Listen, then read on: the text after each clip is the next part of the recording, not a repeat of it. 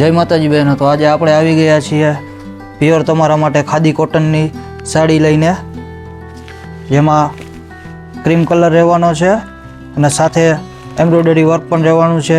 એક ગ્રે કલરમાં છે, તો તમને સાડી આખી લુકવાઇઝ ઓવરવ્યૂ કરીને બતાવું। જો બહેનો, આ રીતે જોરદાર પલ્લુ રહેવાનો છે, આખો એમ્બ્રોઇડરી વર્ક કરેલો। પછી તમને ઓવરવ્યૂ કરીને પણ સાડી બતાવું છું।